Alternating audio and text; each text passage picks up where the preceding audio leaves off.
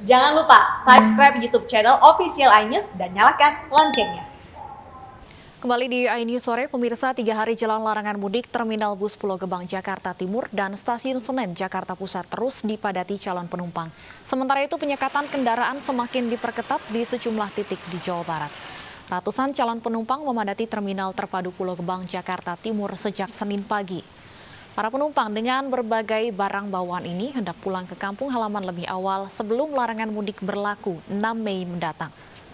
Hingga siang tadi, setidaknya 635 penumpang telah diberangkatkan menggunakan 67 armada bus. Sementara pada hari Minggu tercatat 1.693 penumpang meninggalkan ibu kota melalui Terminal Pulau Gebang. Selain menggunakan bus, warga juga mudik lebih awal menggunakan kereta api. Di Stasiun Senen, Jakarta Pusat, antrean tes genos C-19 menumpuk hingga melebihi 1.000 orang. Calon penumpang rela antri berjam-jam karena harga tes genos lebih terjangkau dibanding tes usap antigen. Sejumlah calon penumpang memilih tes genos 1 hari sebelum keberangkatan untuk menghindari resiko tertinggal kereta.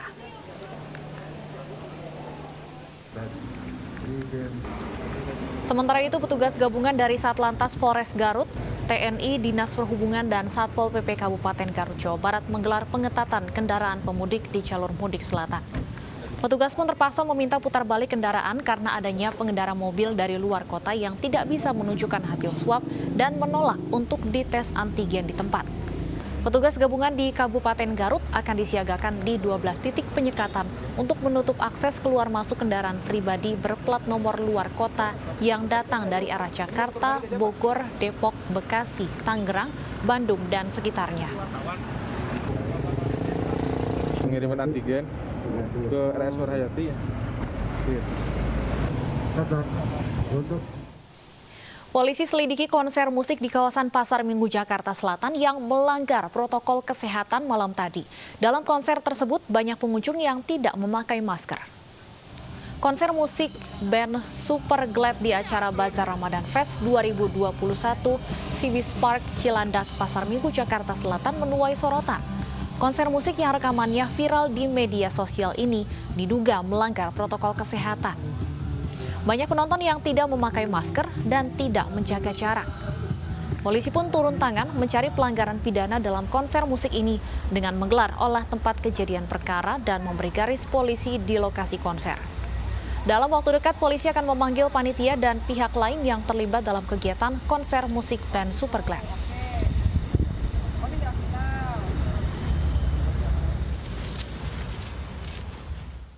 Kita ke informasi lain, pemirsa, seorang jemaah di Bekasi, Jawa Barat dimarahi oleh pengurus masjid karena menggunakan masker saat di dalam masjid. Pengurus masjid menganggap bahwa masjid terlindungi dari penyebaran COVID-19.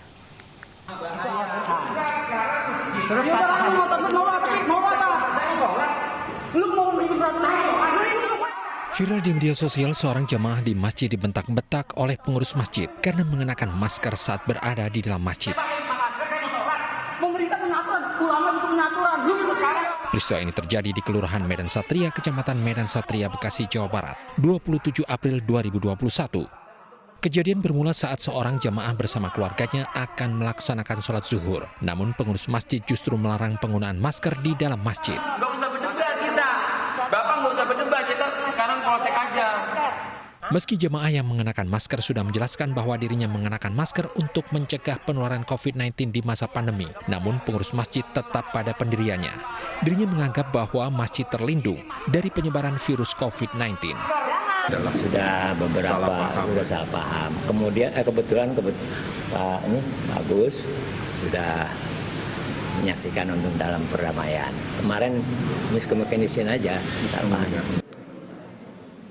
Untuk memastikan tidak adanya pelarangan penggunaan masker dan penerapan protokol kesehatan bagi jamaah, Wali Kota Bekasi Rahmat Effendi bersama dengan unsur Muspida melaksanakan sholat zuhur berjamaah bersama warga. Wali Kota Bekasi memastikan permasalahan yang sempat viral sudah dimediasi oleh Polsek Medan Satria. Dari Bekasi, Jawa Barat, Rahmat Hidayat, iNews melaporkan. Apa tanggapan Majelis Ulama Indonesia atas munculnya kasus pelarangan masker di masjid? Sudah bergabung bersama kami Wakil Sekretaris MUI Muhammad Ziyad. Assalamualaikum warahmatullahi wabarakatuh. Selamat sore Ustadz Ziyad. Waalaikumsalam warahmatullahi wabarakatuh. Terima kasih Mbak Stefani. Baik, Pak Ustadz, saya ingin langsung meminta komentar Anda terkait yang viral di media sosial, ada pengurus masjid yang melarang bahkan mengusir jamaah yang ingin beribadah menggunakan masker. Ya, tentu saya sangat menyayangkan adanya tindakan semacam itu. Sebab bermasker itu adalah bagian dari mengikuti protokol kesehatan. Dan mengikuti protokol kesehatan adalah bagian dari yang dianjurkan dalam agama dalam rangka menghindarkan adanya mudorot. Mudorot yang ada saat ini adalah mudorot dari wabah penularan pandemi COVID-19. COVID-19 ini yang sudah luar biasa, telah melewati 1 tahun ini dan korbannya sudah luar biasa.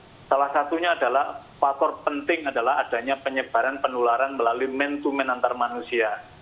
Karena itulah berdasarkan ikhtiar dari putusan Fatwa Majelis Ulama Indonesia beberapa yang lalu telah memberikan panduan kaifiah tata cara beribadah di masa pandemi, termasuk di sana penjelasan penggunaan masker dalam kaitan untuk ini.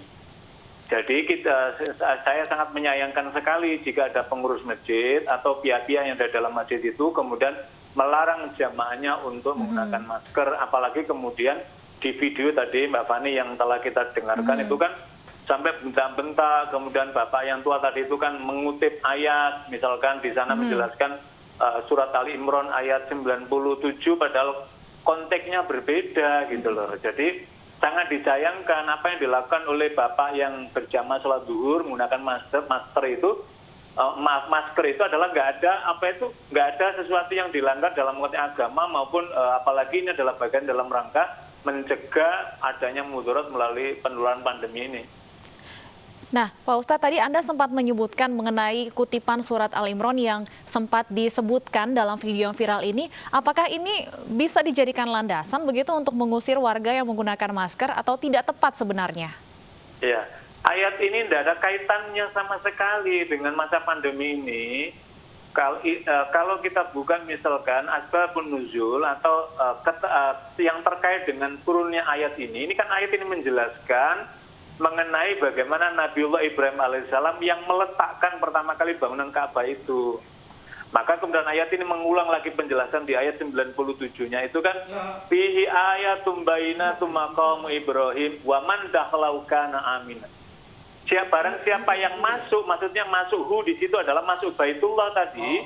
Pamangkana kalau karena siapa yang masuk ke dalam Baitullah itu adalah aman. Baitullah konteks di sini adalah Ka'bah, Makkahul Mukarramah itu. Jadi Baitullah yang ada di Makkahul Mukarramah itu tidak dalam dimaknai Baitullah dalam makna seluruh masjid-masjid yang ada di berbagai tempat, bukan dalam kata itu. Inilah saya kira pentingnya, mohon maaf, para pengurus masjid dan siapapun lah untuk kembali belajar memahami ayat-ayat ini konteksnya apa dan di mana diberlakukannya gitu loh. Tidak sembarang. Tapi kan sayang memang beberapa riset itu kan menjelaskan memang masih banyak orang yang belum memahami ini. Apalagi mau memahami bagaimana putusan Fatwa Majelis Ulama yang terkait dengan kaifiah tuntunan beribadah di masa pandemi. Termasuk ketika di masjid gitu loh. Jadi ayat yang dipakai oleh pengurus masjid tadi sangat tidak tepat dan tidak ada kaitan dengan penggunaan masker itu gitu loh. Nah, bagaimana kemudian langkah yang akan diambil MUI supaya masyarakat dan tokoh agama, pengurus masjid tidak lagi kemudian menyalahartikan beribadah di tengah pandemi ini? Karena ini rasa-rasanya bukan pertama kalinya kejadian seperti ini terjadi. Iya, melalui forum iNews TV yang mulia inilah menjadi tugas kita bersama, mensosialisasikan putusan fatwa Majelis Ulama yang terkait dengan ibadah di masa pandemi ini, yaitu terutama jamaah di masjid. Dan juga himbauan pemerintah, misalkan himbauan pemerintah melalui Kementerian Agama itu kan jelas sekali, misalkan kapasitas berapa untuk digunakan beribadah di masjid, misalkan 50% itu dalam rangka apa? Ya supaya berjarak. Jadi sekali lagi, yang dilarang bukan sholat berjamaahnya, tetapi karena di jamaah itu ada kerumunan, maka kemudian kerumunan ini diatur supaya nggak terjadi kerumun, maka dilakukanlah softnya tadi itu adalah berjarak. Kemudian yang kedua, supaya di masjid ini tidak terjadi penularan, maka masjid juga harus menjadi teladan pusat pemberian contoh bagaimana aman di sana. Salah satunya adalah dengan mentaati misalkan ada 3M, bahkan sekarang dengan 5M, itu salah satunya ya apa itu menggunakan masker gitu loh. Menggunakan masker itu bagian dari antisipasi. Di mana nih dalilnya? Dalilnya berdasarkan hadis Nabi, la dzarara wa la dzirar. Tidak boleh membahayakan dan menimbulkan bahaya bagi orang lain, membahayakan bagi dirinya sendiri dan membahayakan bagi orang lain kalau tidak pakai bermasker. Maka mungkin masjid menggunakan, loh ini kan tempat masjid, tempat beribadah, ini kan mendekatkan diri pada Allah, maka seterusnya.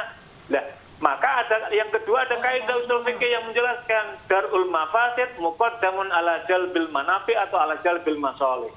Mencegah kemudorotan itu harus didahulukan, lebih didahulukan mencegah mudorot daripada mengambil manfaat. Misalkan sholat dengan berjarak, tidak berjarak, memang ini adalah himbauan Nabi, tetapi kalau kondisi normal, kondisi tidak ada wabah, nah ini ada wabah yang menular, wabah ini melalui penyebaran, maka kemudian dilakukan semacam ini. Orang kemudian mungkin berdalil lagi, wah kok takut dengan pandemi, takutnya hanya pada Allah. Kelihatannya pernyataan ini memang iya, tetapi mesti kita lihat kurang apa tingkat kesolehan daripada sahabat Amirul Mukminin Umar bin Khattab radhiyallahu anhu.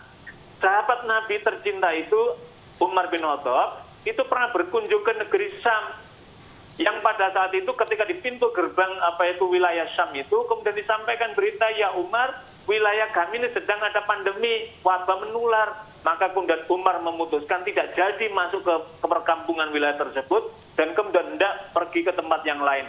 Kemudian sahabat sebagian yang ada di Syam itu mengatakan, ya Umar, mengapa engkau takut dengan ketentuan Allah ini? Mengapa engkau takut? Bukankah kau? Dan seterusnya. Maka kemudian Umar mengatakan, aku lari dari satu takdir menuju pada takdir berikutnya. Artinya Umar melangkah ke tempat takdir berikutnya, ke wilayah yang lebih aman, yang tidak ada pandemi. Ini adalah contoh-contoh teladan dalam kehidupan orang beriman, orang beragama dalam kaitan ini. Menjalankan agama itu adalah harus ada ilmunya. Lah agama ini tidak, iya. Baik, Mbak. Baik, kita harapkan tentunya ini bisa sekaligus menjadi wadah edukasi kepada masyarakat supaya kejadian serupa pelarangan penerapan protokol kesehatan di masjid tidak lagi terulang di masa-masa yang akan datang. Terima kasih Ustadz Muhammad Ziyad, Wakil Sekretaris Jenderal MUI, sudah bergabung bersama kami di Aini Sore.